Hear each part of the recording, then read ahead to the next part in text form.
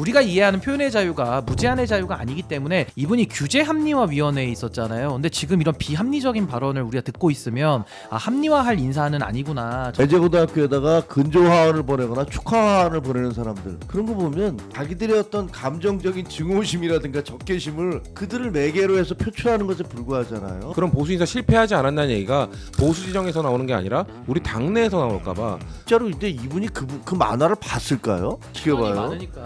참 지금 할 일도 되게 없다라는 생각도 좀 들어요. 네. 한없이 가벼운 시사 토크쇼 장르만 여의도 7월 7일 화요일 순서 시작하겠습니다. 반갑습니다. 정영진이고요.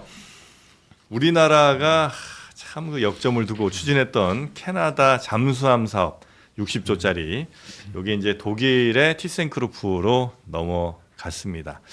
기대를 좀 많이 해서 더 오늘 아침 조금 실망하는 분들이 많으셨던 것 같고요. 그게 또 주가로도 많이 반영이 된 것 같은데 그래도 우리나라가 잠수함을 한 번도 뭐 수출해 본 적이 없는데 그 기술력이라든지 이런 것들은 이번에 좀 많이 보여준 게 있지 않나 하는 생각이 좀 들기는 하고요.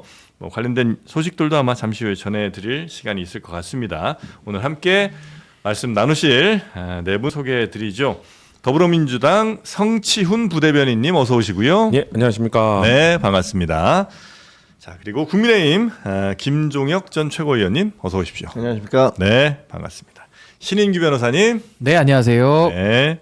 자, 그리고 최윤경 기자 어서 오십시오. 네, 안녕하십니까? 네. 요즘 활동 반경이 점점 커지는 것 같습니다. 예, 그렇습니다.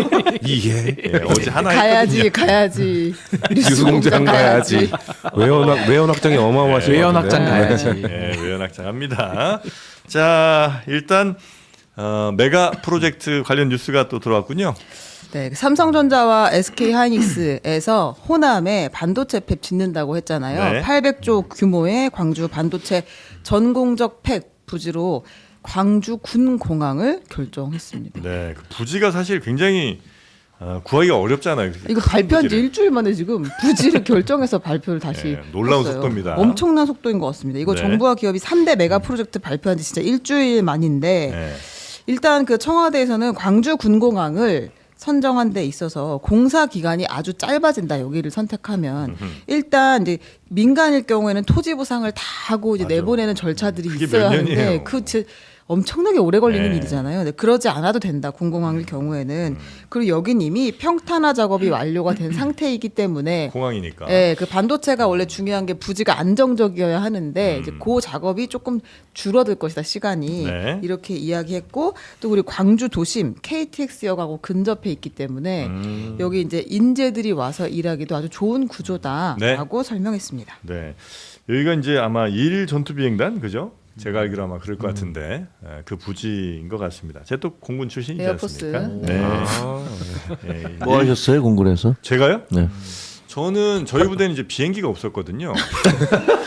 근데 공군? 네, 공군인데 비행기가 없었어요. 활주로 쓸었겠죠. 활주로가 없었어. 활주로 또 와요. 비행기 활주로가 없었어요. 비행기가 없는데 활주로 닦을 이유가 네, 없어요. 없었어요. 그래서 저는 이제 주로 그 우체국에서 도장 찍는 거라. 중요한 업무 하셨네. 네, 도장 찍고. 그래 이제 발렌타인데이 때 난리 납니다. 아. 크리스마스 요 때. 1년에 딱 2번이라거든요. 아하. 네, 발렌타인데이 크리스마스. 장병들의 심기 관리 이런 거예요? 그런 거 아니고 그러니까 우편물들 네. 이제 저 군인들한테 많이 올 거 아니에요. 네. 소포 편지 이런 것들. 그거 나눠주는 일이라 정말 그 권력의 정점이었죠. 예, 귤 한 박스 오면 그 중에 한 10%는 또 제 거고. 예, 아주 부적절했죠. 비리 아닙니까? 일이지. 꿀보직. 했습니다. 네, 뭐. 하여튼 여기 광주 군 공항을 반도체 클러스터의 핵심 입지로 선정을 했고 이렇게 되면 속도는 굉장히 빨라질 것 같고 뭐 장점들은 충분히 있을 것 같은데 뭐 또 우려되는 부분들이 좀 있을까요? 이렇게 되면 특별히 없으면 넘어가겠습니다. 네, 아니 뭐 잘 된 거라고 생각해요. 그러니까 네. 근데 뭐랄까 저는 그게 이제 MOU 수준이라고 얘기를 처음들 했잖아요. 4,700조라는 게 네네네. 워낙 어마어마한 돈이고 시장이 반응하는 걸 보면 안다 그랬는데 사실 뭐 그냥 평상시대로 그냥 하는 것 같아요. 그러니까 다른 해외 시장이라든가 국내 시장에서 특별히 뭐 뭐 그 발표가 난 다음에 갑자기 호재로 반응하는 것 같지도 않고 또 악재로 반응하지도 않는 것 같고 그런 것 같아요. 그래서 좀 더 지켜봐야 되는데. 아, 이 메가 프로젝트. 네네. 그래서 차곡차곡 뭐 광주에다가 뭐 이렇게 이런 거 구체적으로 들어가면 네네네. 뭐 성과가 나올 수 있겠죠. 뭐. 요걸 이제 호재로 받아들인다면 이제 압도적인 현재의 기술 격차 그리고 이제 물량 격차를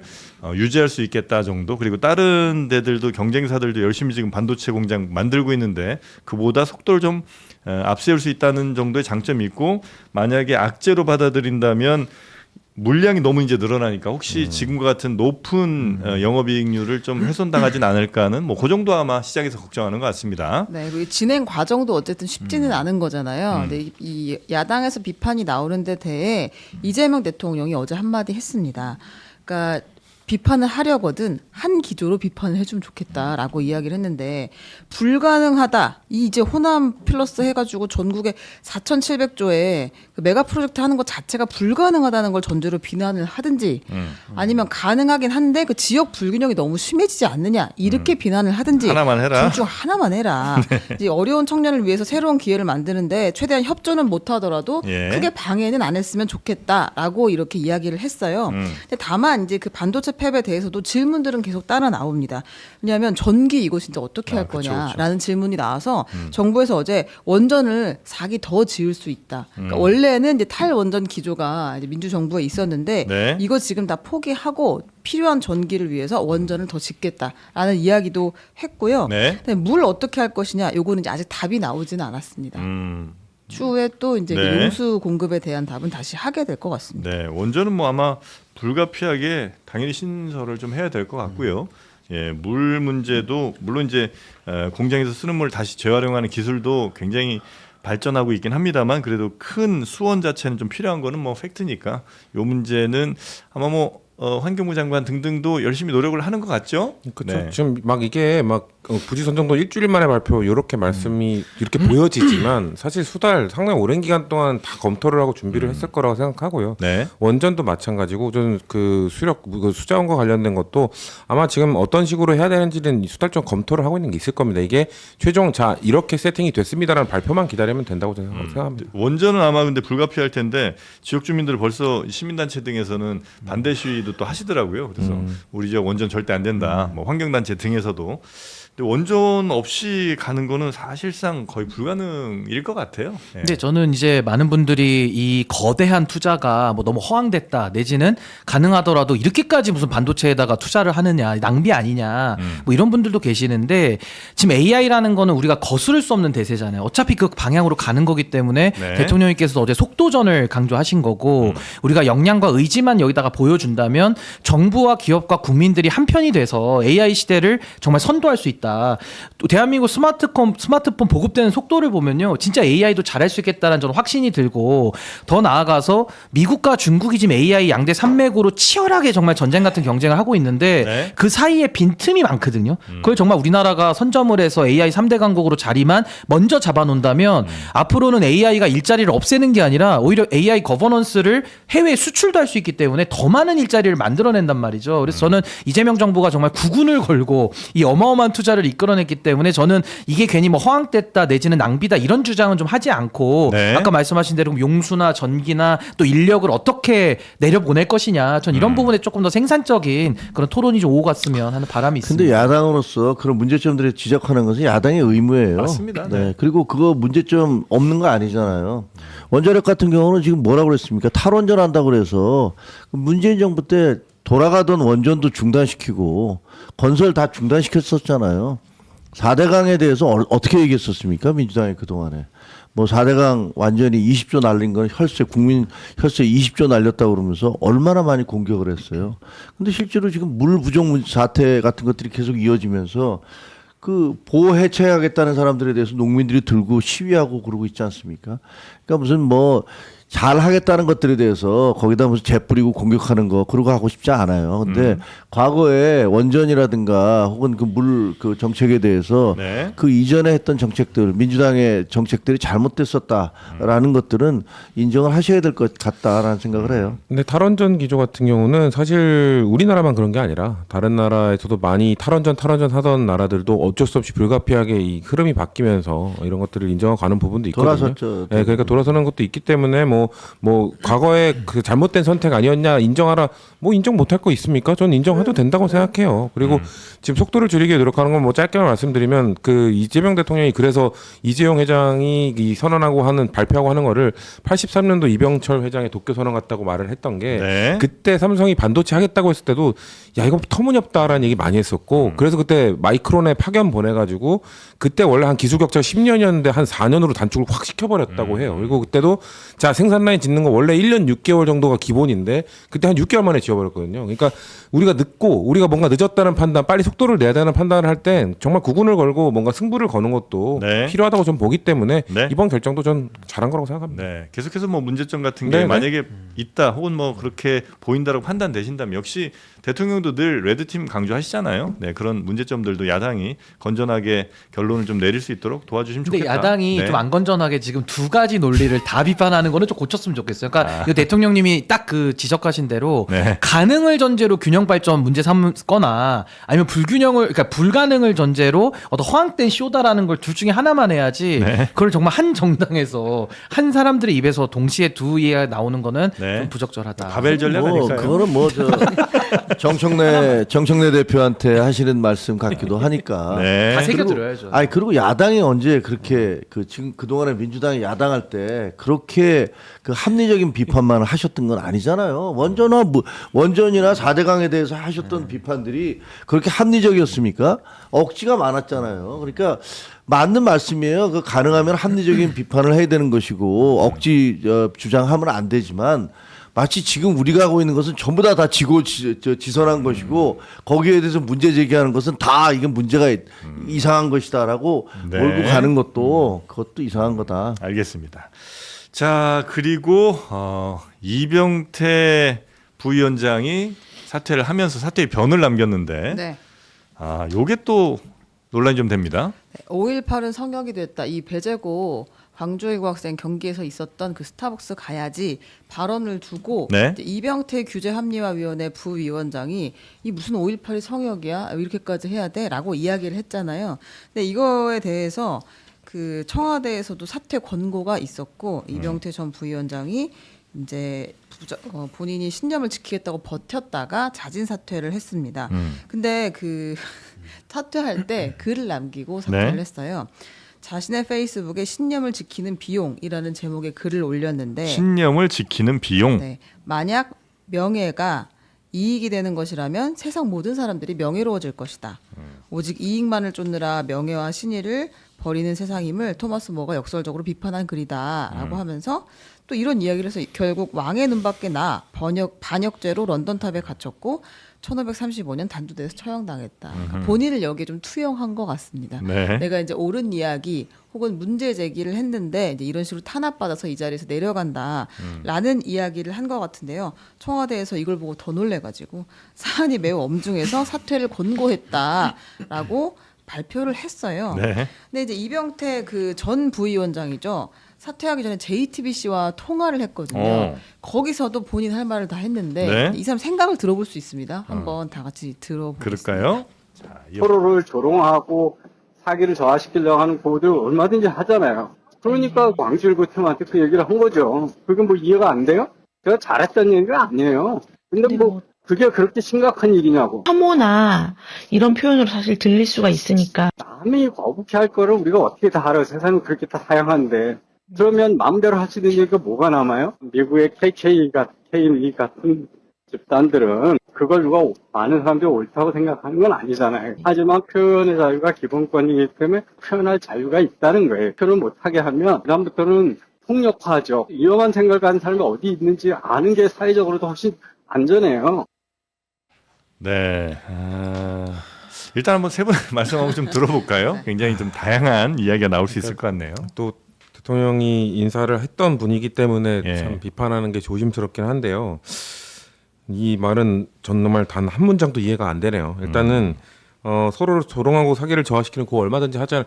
이런 문화를 당연히 당연하다는 듯이 이게 뭐 어때서라고 하는 것 자체가 이 사안을 전혀 잘못 보고 계신 거거든요.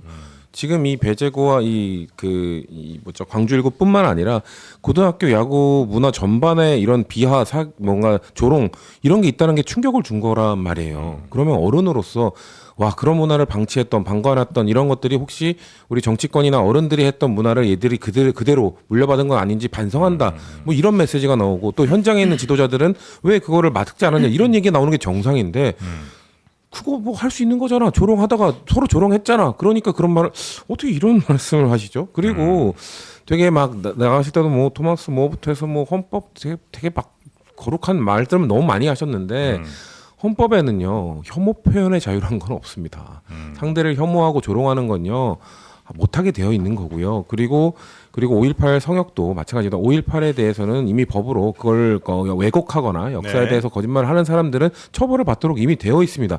그러면 그게 뭐 그 성역화됐다 위헌이라고 주장을 하시던가요. 그러니까 이 배제고 사태와 관련해서 사실 저는 틀린 이야기를 하셨다고 전혀 딴 이야기를 하고 계신 거예요. 배제고 사건에 대한 본질과 전혀 벗어나 있는 얘기를 하면서 갑자기 5.18 성역 얘기를 왜 하지? 저는 약간 물음표부터 떠올랐습니다. 이분이 갑자기 뭐 다른 사람들은 이 A에 대해서 얘기하고 있는데 또 ABC로는 네. 아닙니다. B에 대해서 얘기하는 느낌으로 갑자기 딴소리를 하는 느낌이어서 그래서 아니 A에게 B를 왜 섞어가지고 이상하게 몰고 가시냐고 하니까 갑자기 멋있는 얘기하면서 또 갑자기 사퇴를 하셨어요. 그러니까 좀 납득이 안 갑니다. 네. 그리고 저는 뭐 이병태 씨 이야기를 들어보니까 무슨 ABC 이론 또 생각나요. 뭐 가치 이익도 이렇게 얘기하니까 별로 이렇게 설득력은 없는 것 같고 이분이 규제 합리화 위원회에 있었잖아요. 근데 지금 이런 비합리적인 발언을 우리가 듣고 있으면 아 합리화할 인사는 아니구나. 저는 청와대에서 사퇴 권고를 통해서 전 정리하기를 잘했다라는 생각도 들고요. 무엇보다 이병태 전 위원장 논리대로 하면 우리가 방송도 방송 심의 같은 거 하잖아요. 그거 왜 합니까?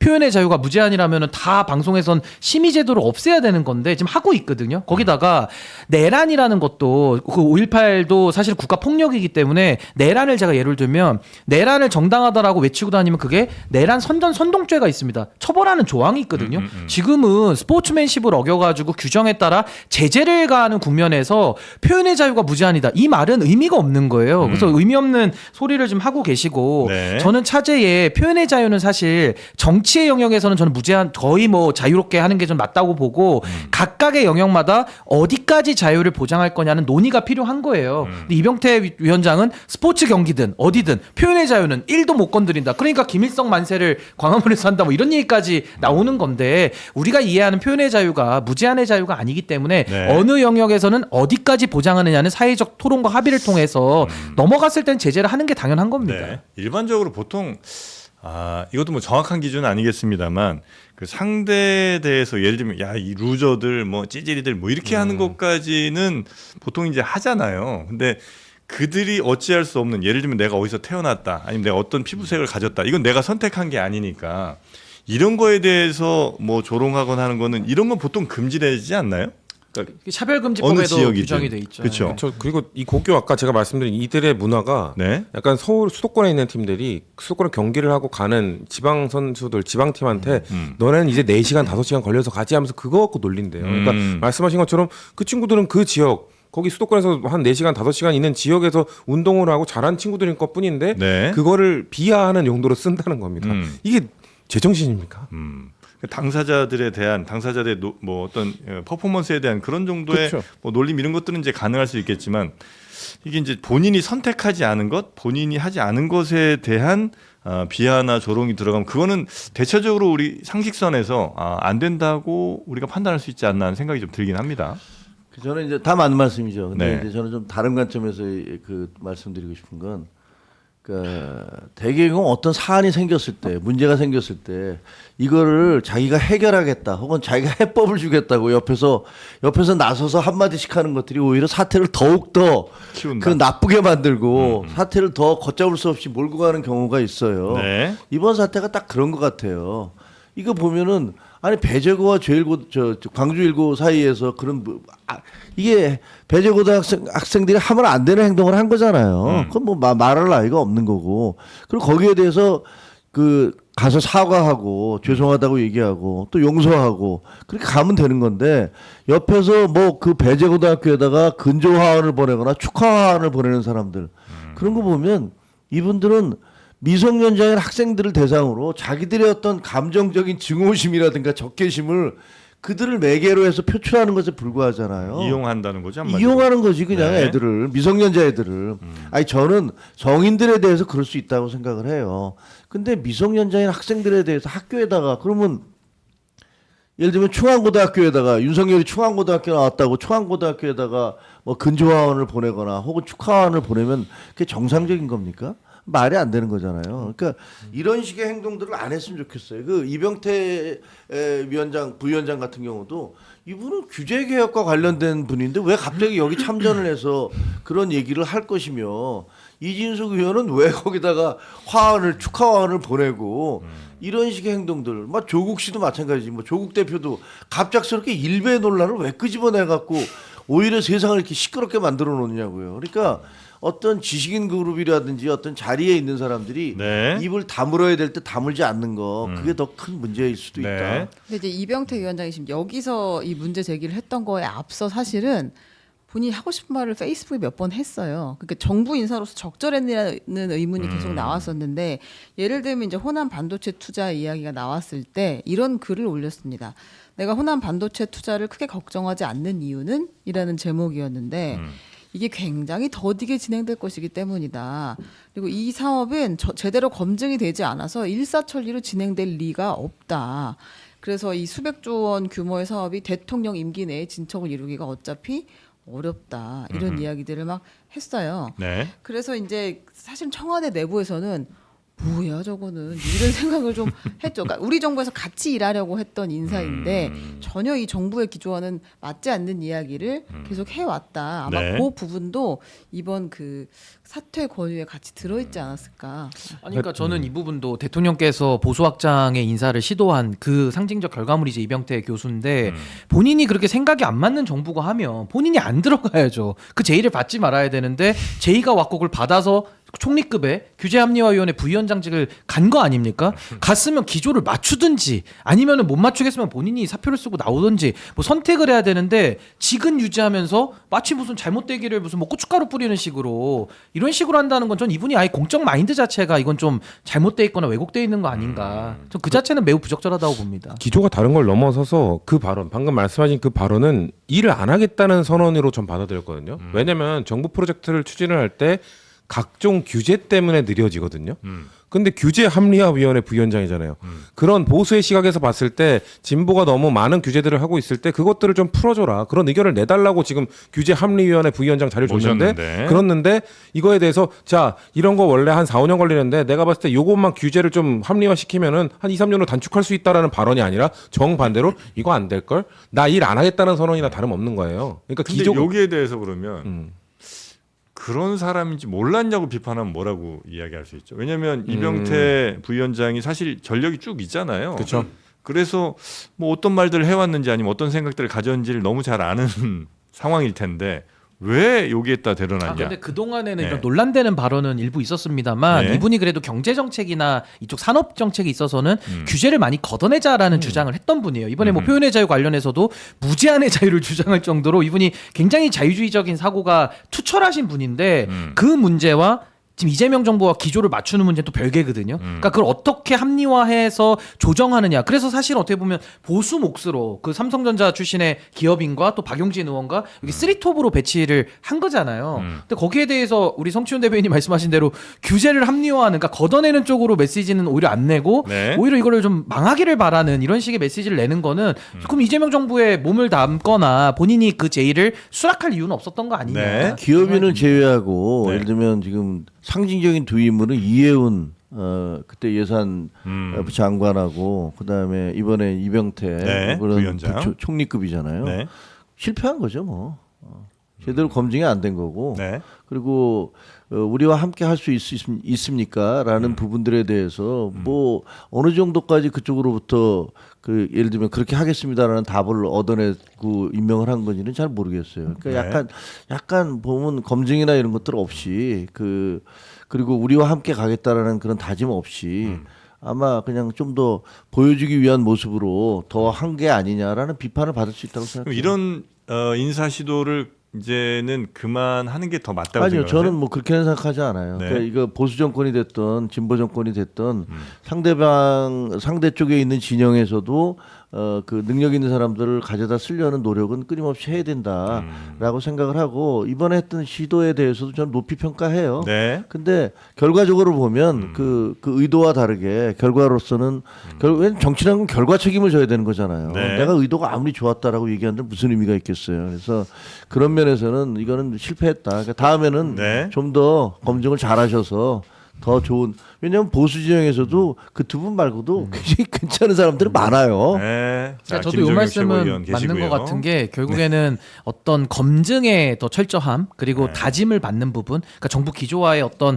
그 커뮤니케이션을 통해서 어느 네. 정도까지 다짐이 되는지는 조금 더 이제는 더 세밀하게 챙겨야 될 때 아니냐 그 생각엔 동의합니다. 그러니까 보수 인사들한테 자 우리 정부랑 일할 거니까 당신의 생각을 바꿔라고 말할 건 아니잖아요. 뭐 그렇게 할 것도 아니고 그런 거 받아주실 분도 없고. 근데 저는 이번 이병태 부위원장의 사퇴가 제가 우려되는 부분은 혹시나 저는 이재명 대통령이 계속해서 중도 외연 확장 기조 유지하셨으면 좋겠고 강하게 가졌으면 좋겠고 그래서 좋은 보수 인사 찾아서 다시 한번 또 시도를 했으면 좋겠는데 근데 혹시나 지금 우리 당내에서 지금 노선 투쟁하고 있단 말이에요. 네. 당내에서 노선 투쟁하는데 중도 외연 확장에 지금 반대하는 분들이 있단 말이에요. 근데 그분들이 혹시나 이번 인사를 갖고 활용할 가능성. 공격할까봐 저는 그게 우려돼요. 그 중도 외연 확장 한다고 해놓고 맨날 그런 보수 인사 실패하지 않았냐는 얘기가 보수 지정에서 나오는 게 아니라 우리 당내에서 나올까봐 그러면 그야말로 그런 마냥 말을 하는 사람이 있다. 그건 그야말로 집권 야당인 거거든요. 그렇기 네. 때문에 그런 발언이 활용될까봐 저는 솔직히 우려스럽습니다. 그리고 아마 이병태 부위원장은 이후로도 굉장히 아마 SNS 활동을 활발하게 하게 될 텐데 그럼 아마 본인이 그 재직했을 당시에 뭐 있었던 사실은 뭐 이야기하지 않는 것이 적절할 만한 것들도 꽤 꺼낸다든지 아니면 뒷이야기들 많이 할 가능성이 좀 있는 것 같다. 그게 좀 약간 걱정되는 부분이긴 하다. 예, 생각이 좀 들긴 합니다. 시장님처럼요. 자 그리고 좀 아까 얘기 나왔던 뭐 조국 전 대표가 네. 일베 관련해서 굉장히 감별을 잘 해주고 있죠. 네, 네 그렇습니다.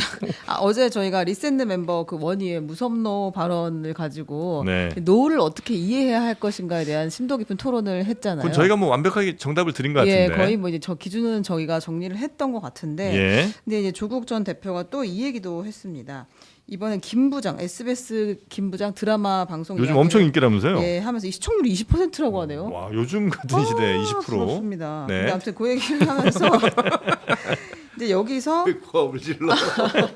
이 배경 중에 장면 중에 이제 뭐 그 부엉이 바위로 보이는 락 아울링이라는 글자가 보였고 네. 이제 5, 2, 3 이렇게 5분 23초를 재는 그 장면이 있었는데 네. 이게 작가가 아마 이걸 그릴 때 노무현 전 대통령을 저격한 것이 아니냐라는 취지의 얘기를 했다가 네, 요건 이제 외모지상주의라는 라는 과거 웹툰의 웹툰. 한 장면인 거죠. 네, 근데 네. 이제 알고 보아하니 그건 아니었다. 그러니까 일베라고 오해받는 것도 우리가 잘 막아주어야 한다. 다만 그 523은 왜 사용했는지 의문이다라는 이야기를 또 올렸어요. 근데 저 드라마를 안 보니까 이 조국 전 대표의 문제 제기를 다 이해하기가 좀 쉽지 않습니다. 그러니까 여기 이제 이게- 드라마에 나온 건 아니고. 그죠. 맞아요. 그죠? 왜냐면은 그 웹툰 말한 이 웹툰과 김 부장은 다른 웹툰인데 근데 그 작가가 같아요. 제작자가 그러니까 그 박태준. 박태준 작가가 사실상 거의 웹툰계의 약간 기업 같은 기업형 생산 엄청나게 그 웹툰을 찍어내는 네. 곳이거든요. 좋은 의미로 회사의 대표기도 하고요. 그렇기 때문에 거기에 이제 근데 그 제작사가 사실 계속 의혹을 받아왔어요. 그렇기 때문에 그거를 짚어내신 건데 약간 근데 번지수를 약간 잘못 짚은 거죠. 저는 리센느 원희도 마찬가지였고 잘못 짚은 겁니다. 리센느 원희도 그 발언 저는 거제 출신인지 몰랐거든요. 근데 거제 출신인 걸 알고 거제. 네, 거제. 네. 네, 거제라고. 그거 알고 보면 발음이 약간 좀 부정확하신. 거제. 예. 네, 거제. 알고 보니까 뭐 오히려 그냥 사투리를 되게 귀엽게 쓴 거였는데 왜 이것까지? 물론 일베 쓰는 사람들이 그런 노노 하는 건 맞는데 그건 어제 뭐 정리를 다 하셨다니까. 네. 조국 대표가 여기에 계속 집착을 안 하셨으면 좋겠어요. 이 이슈에 왜 이렇게 그 뭐랄까 적극적인 참전을 하는지는 그 이유는 좀 잘 모르겠어요. 저는 왜 그런다고 생각하냐면 사실 지금 노무현 재단이 전 이사장님의 이 유시민 이사장 이분 얘기 꺼내기 싫은데 유시민 재단이었다고 평가를 받았잖아요. 네. 그러면서 비판받았던 중에 하나가 아니 노무현 전 대통령에 대한 이 사이버 공격에 대해서는 왜 방치해 두냐라는 얘기를 비판을 받았어요. 노무현 재단에서 왜 노무현 이걸 재단이 왜 하냐? 아무것도 안 하냐라고 비판을 이 유시민 이사장에 대한 공격을 할 곽상원 의원이 할 때도 곽상원 의원이 왜 이 그 노무현 전 대통령 이런 비하 이런 것들 일배 공격 이런 것들 해야 할 일들은 왜 안 안 하고. 했냐 왜 그 공격을 했기 때문에 그렇기 때문에 그거를 갑자기 공격을 그래요? 반박하는 취지로 요즘 이 얘기를 하시는 거라고밖에 생각할 네. 수가 없는 상황이에요. 그거 아닌 것 같은데요. 뭐예요? 그거 말고는 갑자기 이 얘기를 할 이유가 없어요. 잊혀지기 싫어서 그러겠죠. 할 아이템이 없으니까. 예를 들면 네. 아니 네. 지금 뭐 굉장히 궁지에 몰려 네. 있잖아요. 네. 당에서 당 대표도 그만두셨고 네. 그리고 뭐 관심 가져주는 사람도 없고 조금 있으면 이제 거의 뭐 진짜 뒷방 뭐가 될 판인데 그러니까 뭔가 자꾸 화제가 되는 것들을 끄집어내서 네. 공격을 해야 되는데 이분이 근데 이거 이렇게 그 갈라치기 하고 나누는 거 그 민정수석 때도 하셨어요. 그 민정수석 때 그 죽창가 얘기하시면서 그 일본 불매운동하면서 그 사람들 자기 대한민국 국민을 뭐 토착외고 뭐 이런 식으로 몰아갔던 분 아니십니까? 갈라치기를 통해서 증오감을 증폭시킴으로써 자기의 존재 가치를 이렇게 돋보이게 하는 방식에 익숙하신 게 아닌가 이런 네. 생각이 들고 이것도 일베 논란 이것도 진짜로 근데 이분이 그 만화를 봤을까요? 그걸 어떻게 봐요? 그 중에 한 장면을 어떻게 시간이 봐요? 많으니까 볼 수. 시간이 많아서 시간이 많죠 봤어요? 지금. 그것도 이해가 안 되고 네. 그다음에 이런 행동이 지금만 있었던 거 아니잖아요. 문재인 정부 때도 있었어요. 메갈리안이라는 그 뭐 여성 네네. 그 단체들을 놓고서 무슨 말 손가락이 어떻게 됐느냐 네, 뭐 네, 이게 네, 네, 네. 이런 거 갖고서 또 공격이 막 있었고 막 온갖 것들이 있었잖아요. 그래서 참 지금 할 일도 되게 없다라는 생각도 좀 들어요. 네. 그리고 저는 이제 하다 이제 그 러브어택 저 되게 좋아하는 노래인데 러브어택이요? 그 걸그룹 있잖아요. 리센느. 네네네. 리센느 노래 저도 굉장히 좋아하는데 그 걸그룹의 한 그 원희 씨가 쓴 용어까지도 지금 어떻게 보면 일베 낙인을 찍는 거잖아요. 이거는 무섭네. 도를 넘어도 네. 한참 넘은 거죠. 그러니까 네. 저는 조국 전 대표에게 묻고 싶은 게 아니 그렇게 일베 문제가 하루 이틀 된 문제가 아닌데 네. 그럼 과거에 문재인 정부 시절에 민정수석 할 때 그때 일베 폐쇄논의나 이런 것들 좀 적극적으로 하셔가지고 폐쇄를 해야지. 아니 그러니까 이 문제 없도록 그때 만들 권한이 있었는데 그때는 안 하고 인제 와가지고 원희 씨 낙인 찍고 또 다른 사람 다음엔 누구 낙인 찍을지가 모르겠어요. 그러니까 이런 식의 방법론이 전 너무 잘못됐다는 거고 네. 또 하나는 지금 조국혁신당 갤럽 기준으로는 20대 지지율이 안 잡혀요. 공란으로 나와 있거든요. 그러니까 0이라는 거죠. 0 내지는 1 미만인 건데 이건 거의 젊은 세대들하고는 담 쌓고 있다 보니까 그냥 영원히 결별을 하겠다라는 선언 아니고서야 어떻게 이런 문제 제기를 하느냐. 저는 네. 조국 대표 페이스북 계정이 이거 해킹당한 거 아닌가라는 생각을 들 정도로 처음에 그걸 보고 전 깜짝 놀랐어요. 근데 보니까 지금 진심이 여기 너무 담겨 있는 것 같아가지고 정말 앞으로가 더 걱정이고 네. 이런 식으로 모두를 다 일베화 시키잖아요. 그럼 앞으로 이건 일베 도와주는 격입니다. 아니, 그래서 저도 저는 그 생각이 약간 엑스맨이라는 있는데. 생각이 들어요. 예. 엑스맨. 아니 이럴 때마다 일베 그 유저들은 되게 좋아하지 않을까? 키득키득거리겠죠. 온 세상이 네. 다 이게 일벤이 아니니 어떤 연예인이 일벤이 아니니 이걸 계속 따지고 앉아 있으면 그 사람들이 볼 때는 너무 해피할 것 같아요. 그러니까 이건 일베 용어니까 쓰지 말라가 아니라 그 용어를 쓰는 게 재미없는 세상을 만들어주면 되는 거거든요. 네. 그 용어를 쓰는 게 되게 비주류가 되고 부끄러운 세상을 만들어주면 되는 건데 네. 그거를 야 이건 일베 이거 노자 썼네. 그러니까 지금 사실 조국 전 대표 또 과거 SNS 가져와서 그 당시 강산혜 씨 와그라노 노래 추천한 거 같고 또 이건 당신은 뭐야? 와그라노라는 노래거든요. 강호동 씨도 나오던데 그러니까. 뭐 무건노 이것도 지금 그렇게 치면 예전에 그 하수빈 씨의 노노노노는 그건 뭐 완전 뭐 일베 노래입니까? 그러니까 이런 식으로 조롱을 당하니까 이거는 과거에 본인이 그러니까 조적조 얘기가 또 나오는 거거든요. 그러니까 아유 뭐 네. 알겠습니다. 네. 알겠습니다. 우리 PD가 어디서부터 자꾸 이걸 미는데 윤남노는 말할 때마다 일베라고. 미안합니다. 아 윤남노 셰프. 네, 윤남노 씨. 그래 진짜 이거는 너무 심해. 그들이 뭘 만약에 이 상황이 되면 한참 사실 일베가 한참 존재감 없었잖아요. 그렇죠. 지난 한 5, 6년 이상은 거의 뭐 뉴스도 안 나오고 그랬었는데 갑자기 또 이렇게 되니까 일베로서는 다시 생명력을 얻은 것 같은 기분? 그리고 이제 자기네들이 뭐 얘기하면 또 뉴스 엄청 나올 거 아니에요. 아니 근데 과거에도 조국 대표가 네. 민정수석 할 때 일배도 안 없앴지만 결국에는 윤석열을 이런 방식으로 키워준 거예요 사실상. 근데 지금도 일배를 또 이렇게 키운다는 것 자체가 이게 우리 사회에 얼마나 해로운지를 저는 먼저 묻고 싶고 일배 문제가 심각하죠. 근데 그걸 어떻게 해결해내느냐가 더 정치인에겐 중요하거든요. 근데 지금 해결하는 건 하나도 없고 엄한 사람 지금 잡고 다니고 있는 거예요. 그러니까 이런 식의 문제 해결법을 갖고 있다 보니까 네. 과거부터 지금까지 조국 씨의 어떤 그 정치 행보가 늘상 우리 사회를 더 어렵게 만들어 왔던 거 아닌가. 전 정말 앞으로가 더 걱정이 됩니다. 네. 문제 해결이 아니잖아요. 그거는 사실상 적대적 공생 아니에요. 아. 그쪽이 자꾸 커져야 나도 거기에 대해서 존재가 공격하면서 생기고. 커지는. 뭐 사실 보면 여야에서 극단적인 사람들은 네. 극우나 극자들은 서로가 필요한 거잖아요. 네. 그래야지 상대방을 공격하면서 내 존재가 부각될 수 있으니까. 오히려 이럴 때 이 마무리를 굉장히 잘한 해결을 잘한 케이스 중에 하나가 이 배제고와 그렇죠. 광주 제일고 네. 이슈는 아닐까 하는 생각도 들던데 사과를 그렇죠. 하고 시작한 사과를 곳에서 사과가 받아줬죠. 지금 이게 마무리가 잘 됐습니다. 네. 배제고 야구부가 광주제일고를 찾아서요 학생 대표가 공식 사과를 했고 교장도 어쨌든 공식 사과를 했고 네. 또 광주제일고 교장도 이 사과를 받아주었어요 학생들과 함께. 네. 그리고 오늘 오후에는 이 지금 배제고 6개월 출전 정지 처분을 받았잖아요. 네. 요거를 조금 낮춰달라. 이걸 이제 광주제일고에서 요청하려고 한다고 합니다. 그러니까 되게 완벽하게 잘 지금 이 상황은 이루어졌는데 네. 그 장면은 한번 보고 아, 오겠습니다. 그럴까요? 네. 부적절한 발언과 행동들로 인해 마음에 큰 상처를 입은 광주제일고 선수들과 학부모님 그리고 광주 시민분들께 진심으로 사과드립니다.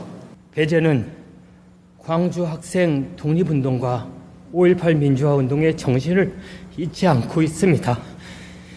가슴속 깊이 진심으로 사과드립니다. 죄송합니다. 여러분의 미래는 아직 끝나지 않았어요. 네? 충분히 여러분들 다시 생활할 수 있을 테니까 어깨 펴시고 더 중요한 것은 앞으로 더 잘 사는 겁니다.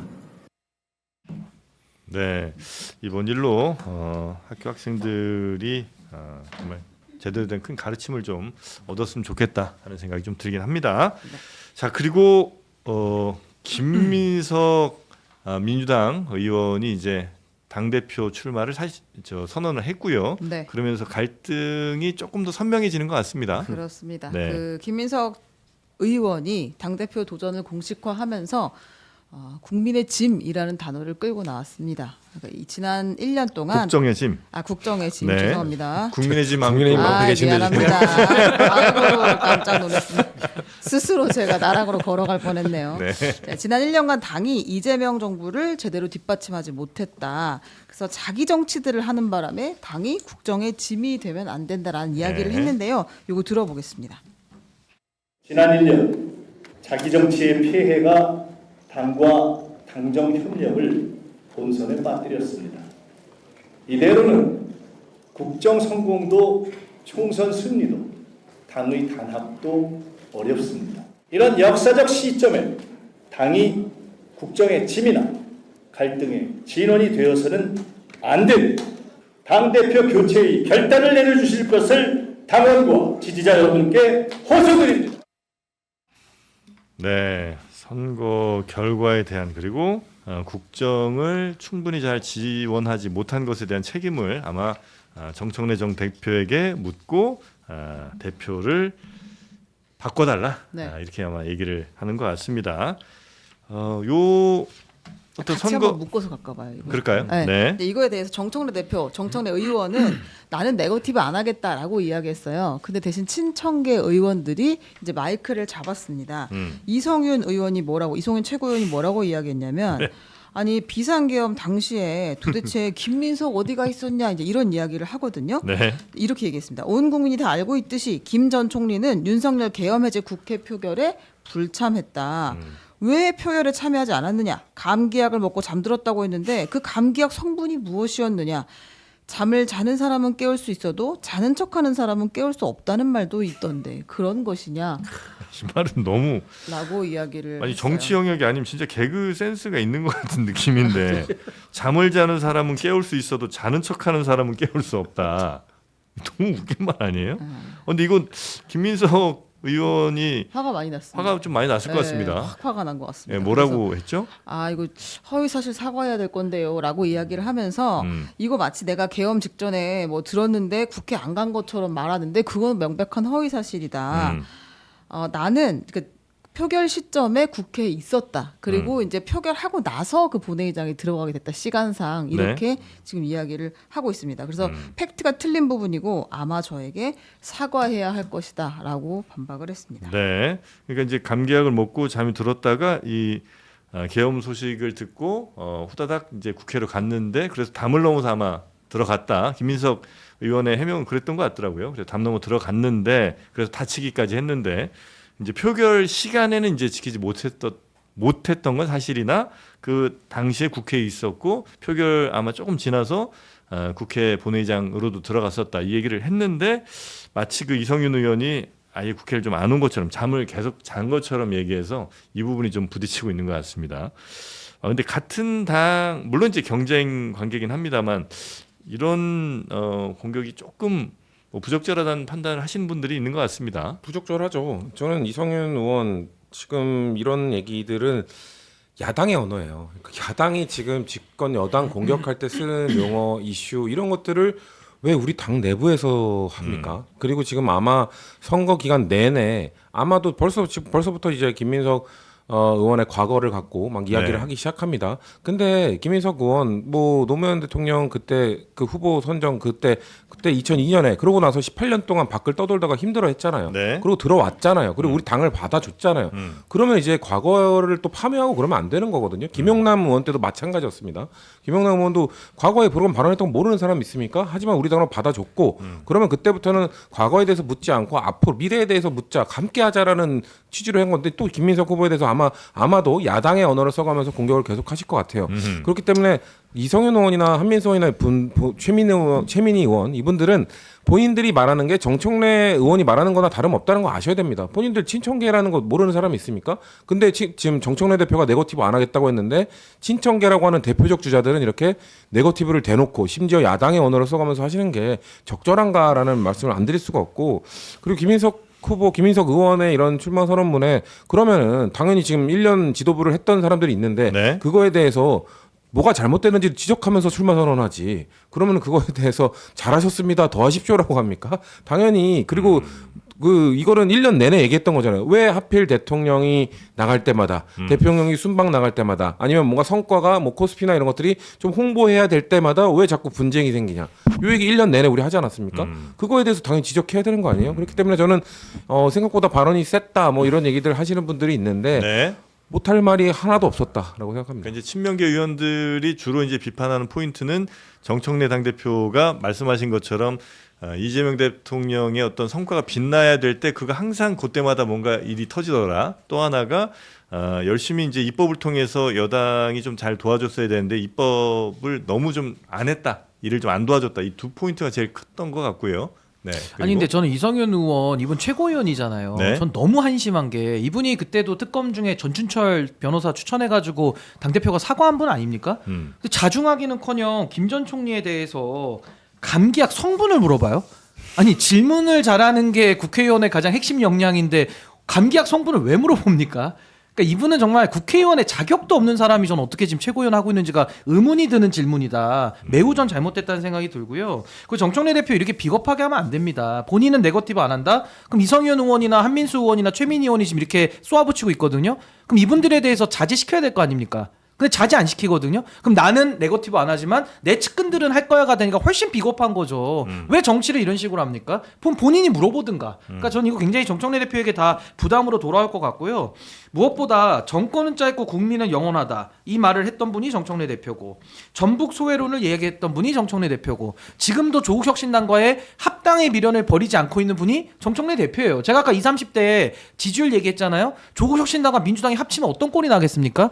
상상도 하기가 어려울 겁니다. 그리고 국정 운영이 제대로 되겠습니까? 조국혁신당 들어와가지고. 그러니까 이런 식의 엉뚱한 방향으로 가고자 하는 사람이 저는 당대표를 1년 해서 심판을 받았는데 신상필벌이 안 이루어지고 또다시 당대표의 연임을 출마하는 이 자체가 저는 매우 심각한 책임정치의 실종이다. 저는 그렇게 봅니다. 8월 17일 날 당대표 선거하잖아요. 아직 한 달도 더 넘었어요. 아, 이거 한 달 동안 이거 진짜 계속 이걸 보고 있어야 되나? 뭐 이런 생각이 들어서 좀 깝깝하긴 한데 그 김민석 총리가 그 정청래 대표에서 국정의 짐이라고 얘기하는 것도 사실은 이것도 뭐 보통 얘기는 아니죠. 그 지금 자기 경쟁자고 그다음에 이번에 출마하는 사람인데 네가 국정의 짐이었어. 이라고 얘기하는 것도 그 뭐 흔히들 그쪽에서 얘기하는 동지들끼리의 얘기는 아니시잖아요. 뭐 반대편으로 여기서 이성윤 의원이 뭐 계엄의 날 어디 가셨냐, 감기약 성분이 뭐냐는 것은 그냥 그거는 조롱하는 거지. 진짜로 감기약 성분 뭐 그걸 우리가 어떻게 합니까? 뭐 그거는 거꾸로 얘기하면 너 프로폴폴 맞고 잤어? 왜 못 일어나? 뭐 이런 얘기 하려고 하는 거잖아요. 그러니까 지금 양쪽에 감정 대립이 갈수록 격화되고 있는데 저게 무슨 뭐 정책 대결이라든가 미래 비전 이런 것보다는 그냥 서로에 대한 어떤 감정 내지는 파묘 이런 걸로 가고 있구나. 근데 이거 계속 보고 있어야 되나? 그러니까 우리 당 전당대회 한 달 더 남았어요라고 말씀하셨잖아요. 네. 장도혁 대표 임기 1년도 더 남았어요. 죽겠어요. 그러니까 지금 우리도 죽겠어. 나도 죽겠어. 김종인 장관이 본인도 모르게 정청래 대표를 말해야 되는데 장도혁 대표 비판하고 싶으신 게 뭐 마음이 굴뚝 같은 건 알겠으나 서로 비판할 수 있는 거예요. 근데 말씀하신 부분 중에 저는 우려되는 포인트는 하나 있어요. 그러니까 이번 전당대회 이 노선 투쟁에서 그래서 민생과 관련된 정책이 뭐가 다른 건데가 잡혀야 되거든요. 근데 언제까지 보안 수사권 검찰 개혁 얘기만 할 거예요? 언제까지 합당 얘기, 보안 수사권 얘기 이거는 특히나 2030 세대들이 느낄 때는 그래서 우리를 위해서 뭘 한다는 건데? 라고 얘기를 한단 말이에요. 그렇기 때문에 저는 김민석 후보나 저는 송영길 후보 좀 이런 걸 이끌어 주셨으면 좋겠는데 자 이재명 대통령과 결을 맞추기 위해서 중도 실형, 중도 확장, 외연 확장 이쪽으로 갈 건데 그러기 위해서는 우리 당의 기존 뭐 예를 들면 뭐 종부세라든지 예를 들면 세금이라든지 이런 정책을 약간 이런 식으로 좀 그래도 좀 보완을 해야 된다. 좀 수정을 해야 된다. 이런 식으로 해서 중심에 노선 투쟁의 중심에 민생이 와야 돼요. 근데 계속해서 뭔가 정말 죄송한 말씀입니다만 지난 지도부는 계속해서 검찰 개혁만 중심에 뒀단 말이에요. 계속해서 보안 수사권 그래도 진실 게임 하고 있잖아요. 5월에 받았냐만 이게 중요합니까? 왜 진실 게임을 자꾸 합니까? 난 요청 받은 적 없다. 이게 중요합니까? 지금 우리가 해야 되는 거는 민생과 관련된 노선 투쟁을 빨리 보여드려야 되는데 이거 제가 봤을 때 8월 17일까지 검찰개혁 얘기하잖아요. 우리 당에 큰 위기가 올 겁니다. 그러니까 저는 이거에 대해서 전 지도부가 뭐 5월에 그 검찰개혁 관련 얘기를 받았네 이거 진실게임 그만하시고 어차피 그쪽은 계속 우리가 원하는 대답 안 해줄 거라고 생각하기 때문에 저는 그 대통령과 결을 맞추겠다는 후보들이 민생 얘기로 좀 전환시켜주는 그 모멘텀을 만들어 줬으면 좋겠어요. 근데 당원분들은 그 보안 수사권 폐지나 1인 1표제가 제일 관심사긴 해요. 왜냐면 계속해서 그 주장을 많이 하잖아요. 아닐 거라고 생각해요. 그래요? 아닐 거라고 생각하기 때문에 일부 강성 적극 지지층은 그것도 중요한데 그거는 우리가 지금 전당대회 때 메인으로 다룰 메인 DC가 되면 안 된다는 거예요. 근데 뭔가 적극적으로 댓글 달고 적극적으로 문자 보내고 하는 분들은 그것을 중요시하는 분들이 있겠죠. 근데 그분들만 보고 우리가 정치를 할 수는 없잖아요. 그러니까 그 정책도 다루되 메인 DC는 따로 준비해야 된다는 겁니다. 알겠습니다. 자, 그렇게 민주당 상황들 쭉 살펴봤고요. 송영길 의원은 내일 아마 출마 선언한 모양이군요. 하면 또 저희가 전해드리도록 하겠습니다. 네. 그리고 오늘부터 진짜 조심해야 됩니다, 여러분. 미리 말씀드리면 또 다들 말씀 잘 편하게 안 하실까봐 이제 얘기를 하는데요. 오늘부터 개정된 정보통신망법이 시행이 됩니다. 잘 들으십시오, 여러분. 허위 정보, 조작 정보를 유통할 경우에 손해액의 5배까지 징벌적 손해배상 책임을 물을 수 있습니다. 100만 명 이상이 이용하는 대규모 온라인 플랫폼 사업자는 이상한 정보, 허위 조작 정보가 있었을 경우 그걸 삭제하거나 차단해서 유통되지 않도록 해야 되는 의무를 가지고 있습니다. 그리고 이제 그 컨텐츠를 만드는 사람들 입장에서는 최근 3개월간 3건 이상의 정보를 게재해서 수익을 얻은 사람 장르만 여기서도 포함이 됩니다. 포함되는 거 아니에요, 이 정도면? 구독자가 10만 명 이상이거나 아하. 월 합산 조회수가 평균 10만 회 이상일 경우 모두 이 대상이 됩니다. 구독자를 9만 5천쯤으로 네. 맞추는 노력이 필요하다. 네, 하여튼 이게 이제 개정된 게 오늘부터 되면서 여기에 대해서는 특히 이제 야당에서는 굉장한 반대를 아마 입장을 갖고 계시죠. 그렇죠. 예, 그, 이건 뭐, 이틀막이다. 아니 그러니까 기본적으로 그 가짜 뉴스의 횡포 내지는 그 폐해가 어마어마한 거는 누구도 부인할 수 없어요. 네. 그런데 지금 이 법 자체에 대해서 그 취지에 대해서는 충분히 저는 이해가 되거든요. 독일에서도 유사한 법이 있는 걸로 알아요. 그 네. 100만 명 이상의 그 보는 그 구독자가 있는 그런 SNS가 허위 사실 유포했을 때 굉장히 강한 징벌적 배상을 하고 있는 법이 독일에도 있다고 들었는데, 근데 문제는 여기 여러 가지 과연 누가 이것이 허위인 사실을 어떻게 결정할 것이며, 그 다음에 손해액을 도대체 누가 산정을 하느냐. 그럼 뭐 본인이 내가 1억 원의 손해를 봤어요라고 얘기를 그냥 본인이 결정하면 되나? 예를 들면 어떤 얘기가 나왔는데 그걸로 인해서 내가 피해를 봤어. 근데 그 피해액을 누가 산정하지? 이게 사실은 이게 법원에 의해서 상당히 공방이 벌어지면서 거기 기준에 따라서 그 이전에 다른 사례들이라든가 이런 것들을 봤을 때 그 사람이 갖고 있는 사회적 지위라든가 뭐 그로 인해서 받은 손해를 추정을 해서 재판관이 이렇게 결정을 내리는 건데, 피해액은 아마 피해자가 입증을 해야 되겠죠, 그죠? 그래서 모르겠어요. 법원에서 그런 이제 법을 판례가 어떻게 쌓여야 할지 되는 모르겠어요. 거죠. 근데 여기서는 지금 대개의 경우가 누가 제기를 하면 그 사업자가 알아서 판단을 하고 결정을 해야 되는 거니까 그럼 그 사업자의 판단과 결정에 대해서 누가 정당성을 부여할 수 있느냐. 법치국가에서 그럼 뭐 내가 보기에 네가 좀 문제가 있어. 그러니까 나 이거 빼야겠어. 그럴 경우에는 대개 그 경우는 힘센 사람들에게 편을 드는 경우가 많잖아요. 당연히 우리는 사업도 해야 되고 정부로부터 네. 통제도 받아야 되고 지원도 받아야 되는데, 그러면 나로서는 그 정부 굉장히 기분 나쁘게 하는 행동이라든가 정부 비판하는 거 하면은 내가 힘들어지잖아. 그러니까 알아서 내가 좀 그거 빼 이렇게 갈 수 있는 소지가 굉장히 크죠. 그러니까 그런 부분들을 대해서 어떻게 할 것이냐에 대한 것이 대안 없이 그냥 무조건 밀어붙이면 이건 입틀막법 아니야? 라는 비판을 야당으로서는 여당에서도 나올 수 있다고 생각해요. 저는 할 수 있는 거죠. 입법과 관련된 논의가 이렇게 약간 우려되는 부분이 있다. 그러니까 이런 것들을 보완책을 마련해야 된다. 이거를 여기에 한 줄 더 넣어줘야 된다. 이런 식으로 가면 좋을 것 같아요. 그러니까 사이버레카나 이런 말도 안 되는 방송을 하는 사람들이 있죠. 저희 아닙니다. 저희 아니고 말도 안 되는 방송을 하는 사람들이 있는데 네. 이런이라고 해버려가지고 제가 그렇기 때문에 그런 사람들을 규제하기 위한 건 뭐든 있어야 되는 거 아닙니까? 예. 그러니까 위법의 취지에 동의한다. 하지만 애매모호한 기준 때문에 이걸 하면 안 된다가 돼버리면 안 된다는 거예요. 그러니까 애매모호한 기준을 명확히 하기 위해서는 이거를 했었어야 된다라는 입법 보완적인 대안. 이런 것들을 주장하는 게 전 야당의 역할이라고 생각하거든요. 네. 그리고 이거를 반대한다고 지금 장동혁 지도부가 검정 마스크 쓰고 이 최고위를 열었더라고요. 마스크를 쓰고 이거 입틀막 하는 거 아니냐. 아니 장동혁 대표가 이런 말할 자격이 있는 분입니까? 본인에 대한 비판하는 사람들은 이 마스크 씌우려고 여기 앞에 계신 분 마스크 씌우려다가 벗겨줬잖아요. 법원 갔다 오셨잖아요. 법원에서 법원을. 마스크 얼마나 벗겨줬잖아요. 고생하셨어요, 그러니까 진짜. 그런 거를 앞장서고 있고 지금도 수십 건의 징계가 지금 줄 서 있는 상황. 네. 거기에 또 들어가신 분이 계신데 네. 그런데 또 마스크 씌우려고 하는 사람이 마스크 쏘 나와서 우리의 입을 막지 말라고 말하는 거에 네. 누가 동조해 주겠습니까? 네.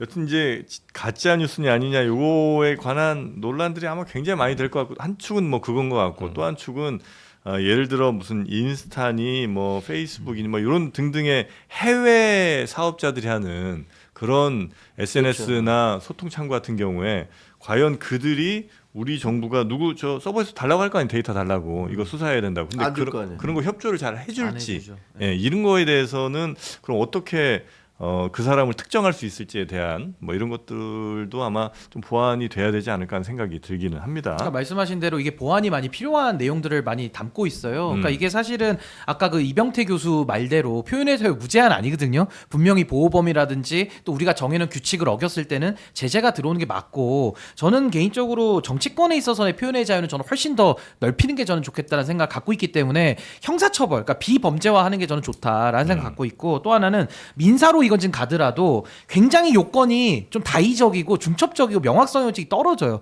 그러다 보니까 법원에서 사실은 판례로 그동안에 쌓아왔던 거를 입법에서 더 명확하게 해줘야 되는데 오히려 입법에서 더 불명확하게 해가지고 법원에 또 공을 던진 셈이거든요. 그럼 또 우린 판례 기다려야 되고 또 어떤 판사 만나냐에 따라서 또 달라지는 거예요. 판사가 아침에 부부싸움하고 나왔다. 아이씨 그러면 배상액 늘리고 막 판사 오늘 기분 너무 좋다. 배상액 줄여주고. 그러니까 이런 식의 우려가 든다는 거죠. 고무줄 그 네네네. 손해배상액이 있으니까. 그리고 또 하나는 권력자들의 청구 제한도 넣어야 돼요, 사실은. 그러니까 뭐 정치인이나 또 언론도 어느 정도 힘을 가진 언론들은 못하게끔 이걸 또 강자들에 대한 청구 제한 조항도 넣어야 되는데 앞으로 저는 보완돼야 될 부분들은 많다라는 생각이 듭니다. 하긴 그런 힘 있는 사람들이야 뭐 악용할 수 소송하는 있거든요. 거 겁 안 나니까 얼마든지 사람들 괴롭히자고 맘먹으면 할 수 있겠죠. 네, 그런 그게 것들은 입들막이잖아요, 사실. 네, 막을 수 있는 보완책이 좀 있어야 된다는 말씀이시고 우리 채널에 약간 좀 불안한데 원래 우리 채널이 이렇게 슈퍼챗이 안 들어오는 네, 오늘 왜 데거든요. 이렇게 슈퍼챗을 쏘시는 오늘 무슨 걸까요? 일인가 좀 걱정이 좀 됩니다. 이렇게 많이 들어올 때면 뭔가 좀 걱정됩니다. 이거 미리 이 법에 우리가 혹시 해당될까봐 돈 보태주시는 것 같기도 하고. 세건 이상 수익. 네. 그리고 다 큰 돈들을 보내셔가지고 굉장히 지금 약간 적응 안 거부하고 되네요. 싶네요. 네. 자, 국민의힘 소식 짧게 좀 가볼까요? 네, 이거 언제까지 얘기해야 될지 모르겠는데 국민의힘 내년까지. 윤리위가 하지 말아요. 네, 됐다고 합니다. 그러니까 저는 빨리 뭐 결론을 내리든지 방향성을 명확히 했으면 좋겠는데 아무튼 조만간 지도부에서 그 당에 해당 행위를 한 사람들을 좀 분야별로 리스트를 만들고 그 이 해당 행위를 처벌할 것인가에 대한 좀 기준들을 지금 만들려고 하는 것 같아요. 엄청나게 다채로운 고소 고발 뭐들 비롯한 윤리 신고 뭐 이런 것들이 들어오니까 그것들을 좀 정리해서 아마 조만간 명확하게 징계하려고 하는 것 같은데요. 이 징계가 더 이상 당내에서 징계가 되지 않았잖아요. 뭐 거론된 사람들도 별 영향이 없고 거론 안 된 사람들 서운해하고 이제 이런 상황이 됐기 때문에 큰 의미는 없었다. 다만 새로운 이름이 또 나오긴 했습니다. 누구요? 그 조경태 의원인데요. 네. 김민수 최고위원이 이 조경태 의원이 국회 부의장에 출마를 했다가 이 박덕과 흠 선생님한테 떨어졌잖아요.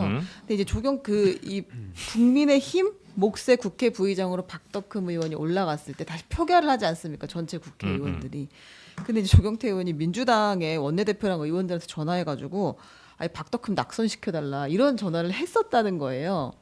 그런 신고가 들어왔다고 합니다. 그래서 이거야말로 진짜 징계감 아니냐라는 이야기를 이제 김민수 최고위원이 했습니다. 네.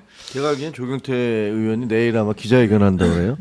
뭐 아까 누가 전화 와서 그러더라고요. 그래서 내일 장동혁 대표를 출당시키자. 역으로 뭐 출당을 시켜요? 네, 그러니까 뭐 그거 그냥 정치적 공격이죠. 숨 네. 쉬듯이 해당 행위를 또 하시네요. 아니 근데 당원 소환제를 한번 해보세요. 그 당원에 따라서 당원 소환제 뭐 제가 하고 싶다고 하는 거 아니에요. 한번 좀 당원들의 뭔가 좀 결단이 있어야 될 것 같습니다. 국민들. 그런 기자회견 한다고 하니까 뭐 저희 쪽에서 네.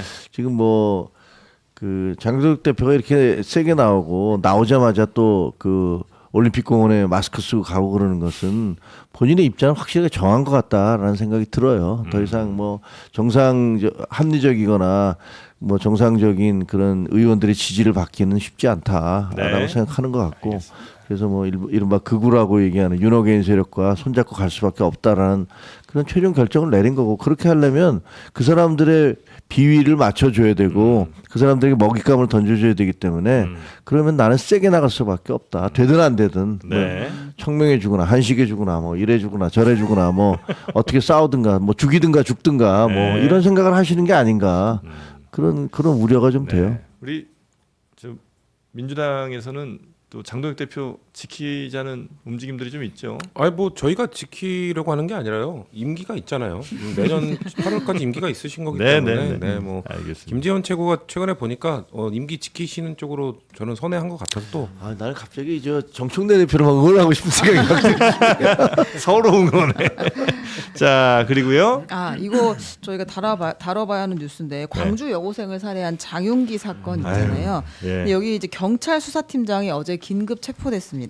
이 장윤기라는 피해자의 아버지가 경감인데 경찰서 간부인데 광주 광산 경찰서에서 수사를 하는 과정에서 계속해서 뭐 압수수색, 구속영장 신청, 뭐 신병 확보, 피해자 설득 이런 과정들을 그 아버지와 계속 전화를 해서 정보를 주고 받았다는 거예요. 네. 이것이 이제 밝혀지면서 이 수사팀장이 체포가 됐습니다. 이 현재 경찰인 장윤기 씨의 부친이 집에 있는 고약한 것들을 치우겠다라는 이야기를 하면서 사전에 이게 뭐 케이블 타이 같은 이제 범죄 도구들을 미리 이제 증거 인멸을 한 그런 상황도 밝혀졌습니다. 네. 그래서 지금 경찰청에서는 원래 그 증거 인멸을 하더라도 친족은 처벌하지 않게 되어 있었잖아요. 근데 이 친족 특례가 있지만 이 장윤기 부친을 경찰에서 징계를 할 수는 있다. 이렇게 지금 입장을 밝힌 상태이긴 합니다. 징계가 아니라 경찰로서 자격이 없는 거 아닌가요? 범죄인데 그게 지금 저는 뭐 변호사가 아니니까 그게 어떻게 돼? 본인이 본인에 대한 범죄 증거를 본인이나 인멸하는 가족이 하면은 이제 증거인멸 처벌을 못 하는데 처벌 못하지. 가족이 해도 마찬가지죠. 면책이 되죠. 근데 이게 문제는 또 네. 다른 식의 법리 적용은 한번 고민을 해봐야 될 것 같아요. 그러니까 경찰 신분으로 경찰의 일을 또 방해한 부분은 또 있기 때문에 이건 또 한번 좀 수사를 더 깊이 있게 좀 해봐야 될 것 같고 여기서 핵심은 경찰에 맡겨놨던 수사의 이 부실함을 이제 앞으로 어떻게 이걸 감당할 거냐예요. 이게 피해자 입장에서 생각해 보면 정말 하늘이 무너지는 일이거든요. 보안 사건 없애면 되는 거지. 아니 그러니까 이게 경찰 수사라는 게 완전하지 않기 때문에 반드시 이게 통제가 필요하다. 이게 과거에 지금 김창민 감독 사건에 네네네. 이어서 두 번째 지금 나오는 건데 큰 사건만 부각이 되는 게 이 정도지 자잘한 사건에 훨씬 더 많습니다. 그쵸. 그래서 저 같은 사람이 경찰 수사권의 완전 독점을 반드시 막아야 된다라고 주장하는 이유가 여기에 있고 아니 검사들의 기소권도 독점되어 있는 거 당연히 견제해야죠. 그러니까 양 시스템을 견제와 균형을 이루게 만드는 게 이 검찰 개혁의 핵심인데 지금은 너무 경찰에게 권한을 몰아주는 방향으로만 가고 있어서 저는 굉장히 우려스럽습니다. 네. 저는 이 사건은 우리 당의 이 검찰 개혁과 관련된 보안 사건 뭐 완전 폐지 주장론자들에게 질문이 던져진 거라고 생각합니다. 대통령이 계속 이런 부분 때문에 이런 우려가 나오니까 당연히 정치적 사건에 대해서는 검찰이 보안 사건을 악용해가지고 막 자기가 장난질을 치는 게 있었지만 이런 피해자들이 나오잖아요. 이런 피해자들이 나오는 거를 막기 위한 대책을 강구해야 되는 거 아니야라면 지금 검찰 개혁에 반대하는 겁니까라는 식으로 몰아갔던 그 강성론자들이 이 사건에 대해서 어떻게 생각하는지 입장 밝히셔야죠. 네. 자, 그래서 검찰 보안 수사 요 이야기까지 좀 확장이 되는 그런 상황이고요. 우리 최윤경 기자의 또 네. 자투리 뉴스 집 앞에 네. 워터파크. 요건 이제 우리 최 부장님의 가장 최애 기사 아니겠습니까? 그 전문 분야입니다. 저는. 전문 분야. 저는 항상 애를 데리고 어디 갈까 늘 이제 검색하거나 확인하거나 찾아보는데 이 생각보다 이게 좀 전국 단위로 이제 점점 늘어나는 것 같긴 한데 서울 시내 곳곳에 물놀이장이 어마어마하게 많습니다, 여러분. 동네 물놀이장, 물놀이터 검색해 보시면 공짜로 들어가서 주말 내내 놀 수 있는 곳들이 많이 있으니까 집 가까운 곳에. 그러니까 이게 진짜 맨날 걱정이거든요, 뭐 하고 노나. 네, 좋은 곳이 상당히 많다. 너무 이 개인적인 뉴스 그런가요? 아니냐는. 아니, 근데 제일 여기 전체 물놀이장 중에 그래도 사람들이 가장 가고 싶어하는 곳이 서울 물재생체험관이에요. 강서구에 있는. 근데 그 예약이 너무 아이고야. 힘이 듭니다.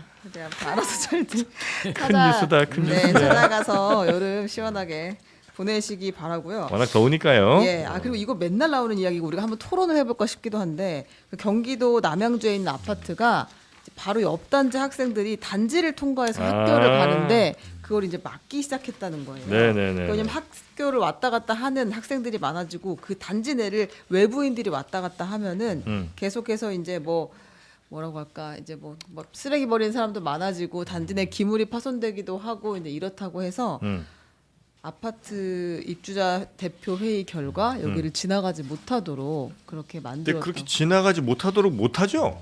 아파트 단지 살 수 있나요? 할 수 있어요. 요새는 단지는 제 개인 재산권이니까 네. 할 수 있죠. 아닌데 그래요? 왜냐면 이제 아파트 단지 만들면서 이제 허가를 어쨌든 허가사항이 있을 거 아닙니까? 네. 거기에서 사람들이 다니는 뭐 공공 통행로라고 하든가요? 네, 뭐 이런 뭐. 것들은 반드시 개방하고 보장을 해야 된다는 걸로 제가 알고 근데 있는데. 그게 아마 저도 좀 확인해봐야 되지만 예. 그 학교가 안에 있을 때는 아마 그럴 수 있는데 이게 아마 지금 지나가는 정도라면 네. 이거는 좀 약간의 다를 수 사안이 있나요? 좀 다를 수가 있을 것 같아요. 이게 지금 나온 뉴스만 아니고 그냥 정말 매년 맞아요. 단지마다 나오는 네. 뉴스인데 계속 이런 논란이 있고 놀이터도 우리 단지 내 놀이터를 외부인들이 이용할 수 없게 만들기 위해서 아파트들이 막 네. 가드를 치고 이러거든요. 특히 이제 강남의 몇몇 아파트들이 과거 그랬다가 뭐 지탄을 좀 받은 적도 있었던 것 네, 같기도 그런 하고요. 일들이 항상 나옵니다. 그 이슈들이. 음. 그래서 우리 놀이터인데 왜부터 시작해서 놀이터가 왜 니네 거야 이런 싸움도 엄청 많은데 이번에 또 네. 남양주에서 이런 일이 일어났다고. 여기서 또 학세권의 가치를 보호하겠다는 게 목적이라는데, 그러니까 학교에서 가까운 집이라는 거에 아. 장점, 우리 단지가 그게 장점인데 왜 우리 단지를 지나가면서 이렇게 하냐는 거잖아요. 네. 학세권 가치 지키려다가 본인들의 품격을 못 지키는 거 아닌가? 저는 저 어떻게 이럴 수가 있죠? 네. 이런 일이 진짜 많아서 한번 이거는 좀 얘기해볼 생각해볼 만한 문제인 것 이슈인 같다. 것 같습니다. 네. 그다음에 이거 중요한 거 하나만 전할게요. 아, 뭔데요? 그러니까 트럼프가 진짜 무법자잖아요. 무법자, 전 세계의 무법자. 근데 이제 미국이 네. 이제 월드컵 경기 중에서 공격수 발로건이 이제 레드 카드를 받았다고 합니다. 앞에 32강 경기를 할 때 그래서 16강에 출전할 수 없게 되었어요. 네. 근데 이제 트럼프 선생님이 화가 나가지고 피파에 전화를 했다고 하네요. 우리 얘 출전시켜 이제 이렇게 됐다는 거예요. 그래가지고 피파가 갑자기 이 발로건의 출전 정지를 1년 유예하겠다. 그러니까 이번 경기는 출전할 수 있게 만든 거예요. 그래가지고 월드컵 아닐 때 출전 못하는 걸로 그렇죠. 유예한다고요? 1년 유예한 거죠. 이 징계를. 그래가지고 일단 월드컵은 뛰고. 네, 그래서 뛰게 되었거든요. 네. 근데 이제 미국 대 벨기에 경기에서 벨기에가 미국을 밟아버렸습니다. 아 그래요? 정의 구현. 네, 조금 아까 했죠? 3대 1? 4대 1로 4대 1이야? 그래요. 안 되네 미국. 네. 자, 하여튼 좀 짜증난 뉴스를 보시면 여러분의 불쾌지수도 높아질 수 있는데 그 불쾌지수 높아진 게 짜증난 뉴스 때문일까요? 아닐 겁니다. 뉴스보단 오히려 방 안의 습도가 높아서일 가능성이 높습니다. 네, 그래서 여러분께 필요한 게 뭐라고요? 그렇죠. 바로 제습기가 필요합니다. 제습기 하면 뽀송뽀송한 게 좋겠죠. 그리고 제습기 잘 만든 회사가 위닉스죠. 그래서 위닉스 뽀송 제습기가 나왔습니다. 네, 에너지 효율 1등급. 하루 종일 풀 가동을 시켜도 뭐 전기요금 걱정도 전혀 없는. 요게 저 밑에 물을 얼마나 담아둘 수 있느냐 굉장히 중요합니다. 왜냐하면 이게 용량이 작으면 계속 왜냐면 여름 같은 때는 굉장히 그 습도가 높아서 물 계속 계속 빼줘야 되거든요. 근데 요거는 물통 용량이 굉장히 큽니다. 네, 17리터. 습기 모아서 17리터 만들려면 정말 이거 뭐 대단한 겁니다. 쫙 빨아 당겨야겠네요. 쫙 빨아 당겨야 됩니다. 네. 방 안에서 요즘 뭐 빨래 말렸다가 그냥 그 신내 나고 하는 경우 많잖아요. 네. 네, 바로 위닉스 뽀송 제습기가 있으면 뽀송뽀송한 빨래가 완성이 되는 겁니다. 자, 요건 이제 원래 훨씬 더 비싼 가격인데 관공서 납품이 될 뻔하다 취소된 고물량들을 확보한 겁니다. 와, 놀라운 일이죠. 기가 막힌 인터셉트입니다. 이런 거 잘 갖고 하셨네. 네, AS도 품질 보증 2년 가능하고요. 딱 사흘 동안만 장르만 여의도에서 핫딜가로 299만 9천 원에 보내드립니다. 아유, 이런 거 없으면 또 겨터파크 개장 되거든요. 못 꼭 필요합니다. 예, 꼭 그 필요해요. 본인한테도 할 짓이 아니고 남들한테도 그렇습니다. 하면 안 되는 일입니다. 광고계의 황제야. 네, 광고 일황 정프로가 전해드리는 위닉스 뽀송 제습기 29만 9천 원 가격 좋습니다. 세 분 대단히 감사하고요. 다음 주에 뵙겠습니다. 고맙습니다. 네, 감사합니다.